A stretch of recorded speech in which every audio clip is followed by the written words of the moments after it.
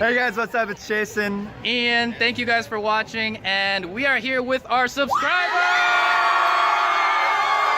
3 million! We hope you enjoy the video! Tell me about a religious experience of yours, something profound. Something profound. I saw an angel once when I was like 9 years old. Really? Yeah. We brought together 7 Christians. I'm a Christian. I am a Christian. I am a Christian. I am a Christian. I am Christian. I am a Christian. I am a Christian. One is a liar. If the group discovers who the liar is, they'll split a cash prize. If the liar survives, he or she wins the entire prize.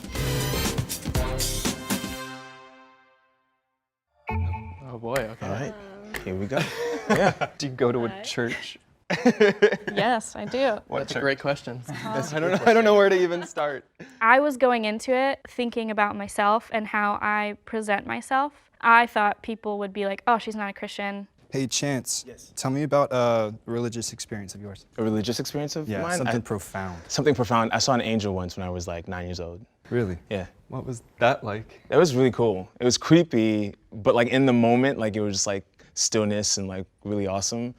In the Bible, when they talk about what angels look like, it's a very scary looking picture. I was like, I don't know if I'd believe someone being happy to see a disfigured human being. I had a really similar experience when my father passed away. Really? Yeah. Wow. Yeah. Do you want to hear about it? I don't know.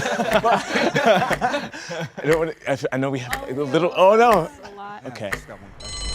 The speed round was pretty horrifying. I didn't even know what to ask. I didn't even know where to start. So much pressure. Don't worry, we're not watching. First person I trusted was Brandon. In the very beginning, him and I were talking, I was just like, all right, man, you and I, packed till the end. We're just gonna keep voting the same person.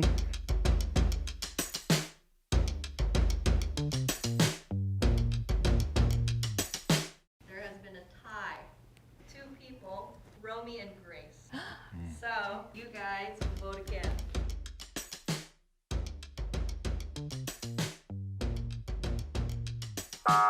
Oh man, you guys R.I.P. Romy.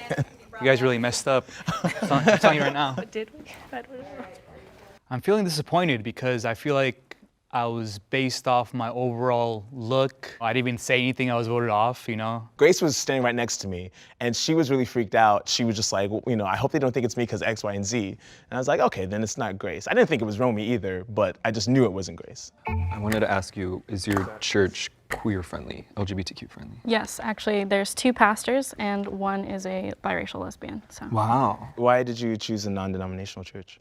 I mean, I was just born into it. So Got it. my dad's a pastor. Anyone else a PK? No. I am. Wow. Yeah. What's a PK? Pastor's kid? Yeah, Oh, pastor's. pastor's kid. Yeah. I've never heard that. Yeah, they're usually the bad kids at your school, so. There's like certain terms I think a lot of people just know. I assumed his lack of knowledge meant he wasn't a Christian and he was trying to like pick up on things as we said them. How long have you been Lutheran? My whole life. Yeah? Yeah. I grew up in Scandia, Minnesota, and like a big part of the town was the church. So I was Okay. baptized there. Wow. Do you go to a church? Yeah, I go to this one out in Riverside.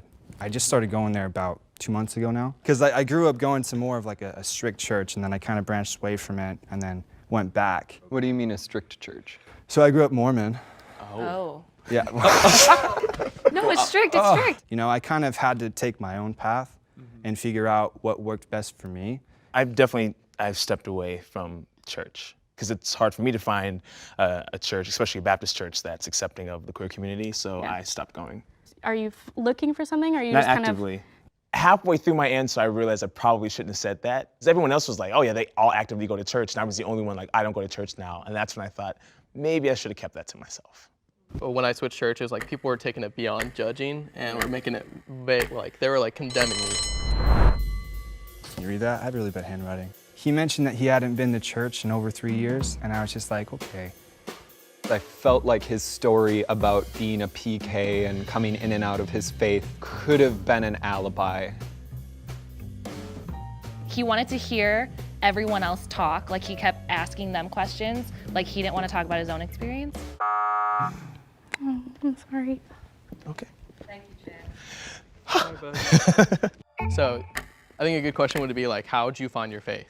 All right. So I was actually an atheist before I was a Christian. Like I was a hardcore atheist. And I was like super depressed. Like I was like burdened by like my own life, I'd say. And then coming into a life where like you're just kind of getting abundantly filled up with like love from other people and from God especially. So what made me go back into church, what really like pushed me is I had a really bad breakup. And it was like at this moment where I was at work and I watched this kid die because I work in the ER.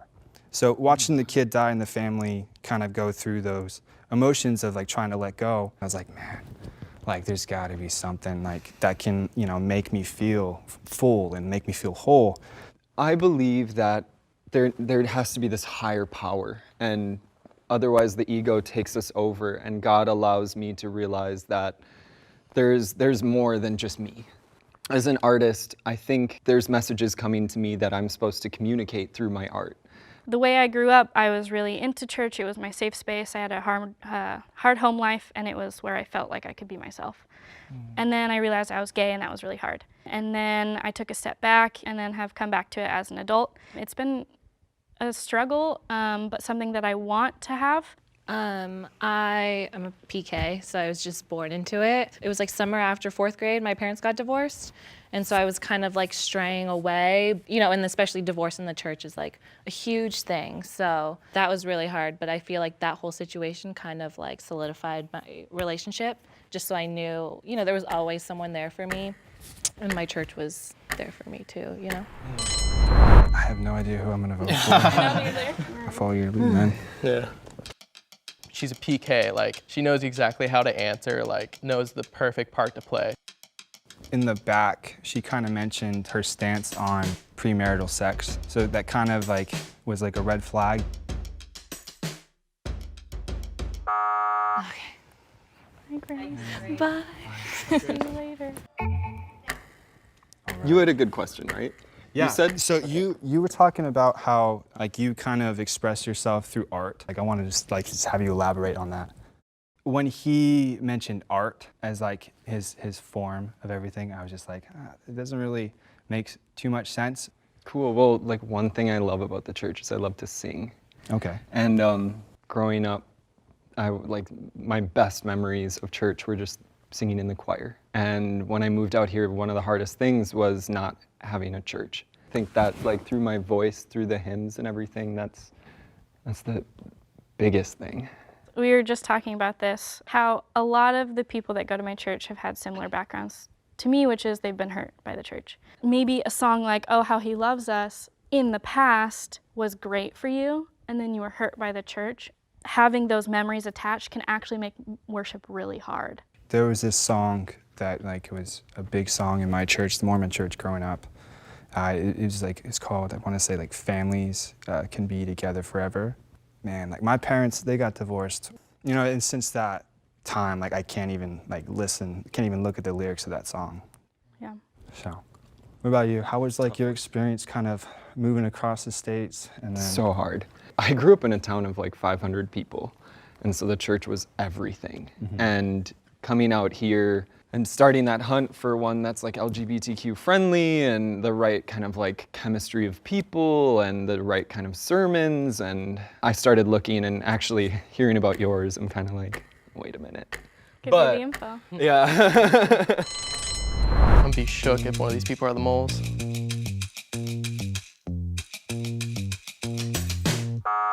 What? Hi guys. Wow. Raise your hand if you think the mole is still in the square. If the lights turn green, you voted the liar out. If the lights turn red, the liar's still in the box and you lose. My mind's gonna I'm blow being if hurt. they go red, dude. Because I'm gonna feel really down. So crazy. 3, 2, 1. Hi, I'm the mole. Dang it! Hey, you know what? I did vote for him. I did vote for him. I felt betrayed a little bit. I definitely was kind of feeling Andrew was like a Christian for sure. I was shocked because Andrew, he talks like a lot of the youth pastors at my church, you know?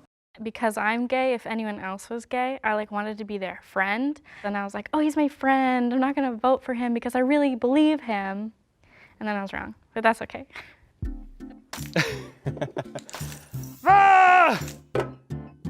Oh my gosh.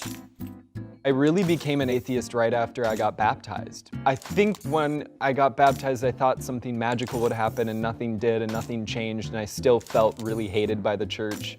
The things that brought them into the church and into the religion were things that I found on my own without religion. Personal experience, I think, is huge in the way that we experience religion. I would say that a lot of times we look at Christianity as like a monolithic kind of thing and that everyone does the same thing. You know, even like if you say the word evangelical, that usually means one thing, but that doesn't usually represent all Christians. Even the word Christian barely represents all Christians.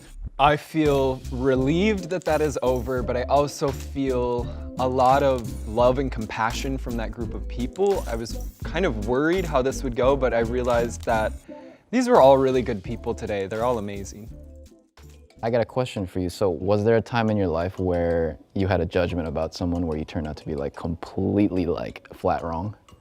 I think that's like probably every other month, every year. I think we'd all be a lot better if we were honest about that. Because we're always making assumptions and letting our bias come into play. And you don't know you have that bias until you get to the other side, right? Until you step outside of yourself and ask like, well, why did I feel that way? And I thought this show would help us like explore that and how our biases can come into conflict with the truth. Stick around for the other episodes. They're coming soon. And follow us on Instagram. We have a lot of exclusive content there, some behind the scenes things. And otherwise, comment below, tell us what you thought, and we'll see you around. Bye, guys.